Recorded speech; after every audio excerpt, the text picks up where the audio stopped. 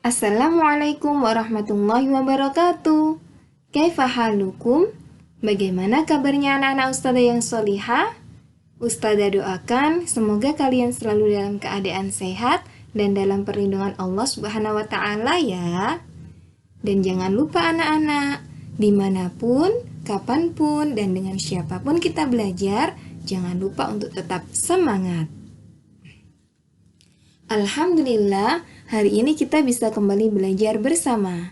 Kita akan belajar akidah akhlak. Untuk materi kita hari ini yaitu beriman kepada Allah. Sudah siap anak-anak untuk belajar bersama? Insya Allah sudah ya. Tapi sebelum itu anak-anak, mari kita review terlebih dahulu materi sebelumnya ya. Pada pertemuan sebelumnya, kita sudah belajar tentang rukun iman. Anak-anak masih ingat ada berapa ya rukun iman? Ada yang masih ingat ada berapa jumlahnya rukun iman? Benar sekali. Rukun iman ada 6. Ingat-ingat ya, rukun iman ada 6. Apa saja ya rukun iman yang 6 ini? Yang pertama yaitu iman kepada Allah. Yang kedua, iman kepada malaikat Allah.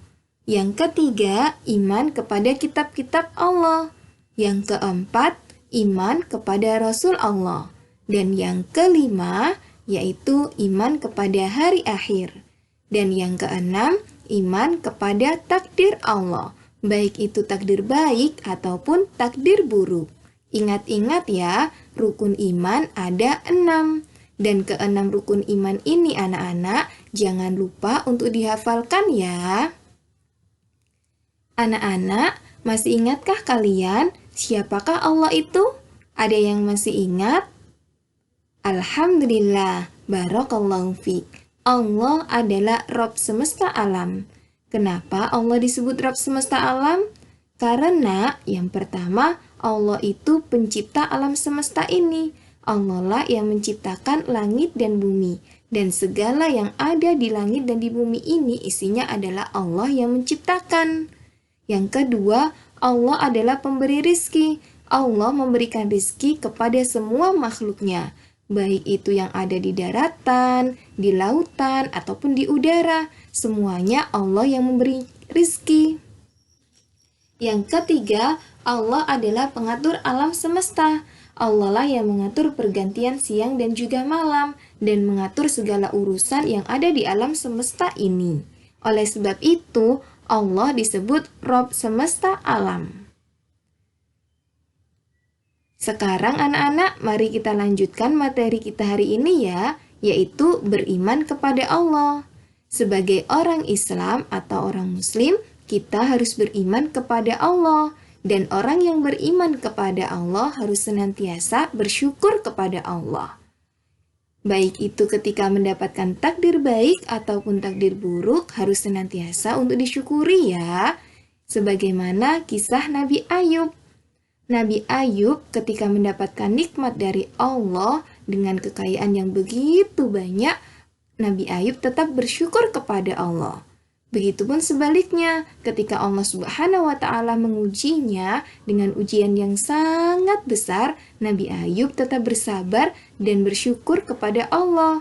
Oleh sebab itu, anak-anak, kisah Nabi Ayub ini harus kita jadikan contoh dan teladan untuk kehidupan sehari-hari kita ya. Dan orang yang beriman kepada Allah harus membuktikan dengan cara beribadah hanya kepada Allah. Ingat-ingat ya, orang yang beriman hanya beribadah kepada Allah saja, bukan beribadah kepada selain Allah. Sebagaimana orang-orang pada masa jahiliyah, mereka menyembah patung atau berhala, padahal itu adalah perbuatan syirik atau sesat.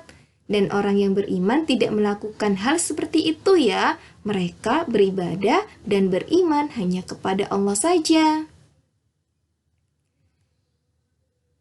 Allah adalah Rabb semesta alam. Allah lah yang menciptakan alam semesta ini. Oleh sebab itu Allah disebut Al-Khaliq, yang artinya Maha Pencipta.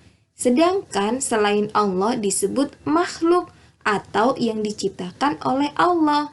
seperti manusia, hewan, dan tumbuhan, semuanya adalah makhluk ciptaan Allah.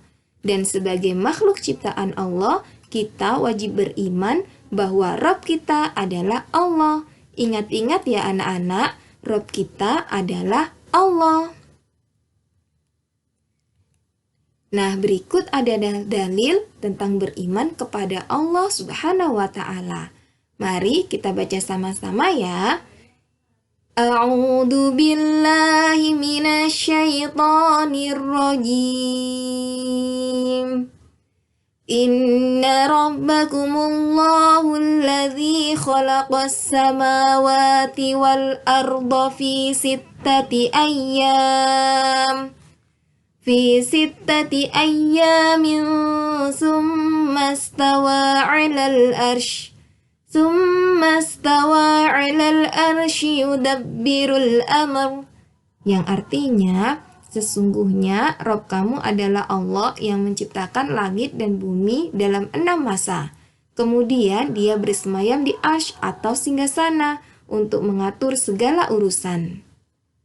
Quran Surat Yunus ayat 3. Maksud dalil-dalil berikut ini adalah bahwa Allah Subhanahu wa Ta'ala adalah Rabb semesta alam. Allah lah yang menciptakan segala sesuatu yang ada di langit dan di bumi ini. Allah pula lah yang mengatur segala urusan semua makhluknya.